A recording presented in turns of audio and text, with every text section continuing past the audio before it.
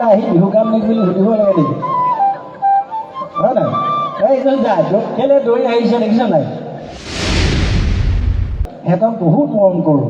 আমাৰ কেছেট জগতত সিহঁতি গাবলৈ আহিছিলে তেতিয়া কেতিয়াবা মৰম কৰোঁ। সি জানে মোক গালি পাৰিব বুলি, সেইকাৰণে এতিয়া তাই দৌৰি আহিছে। সেয়ে মৰম চেনেহ। ঐ নাচনী মোৰ জীৱনৰ কাহিনী, নাচনী মেলুজনী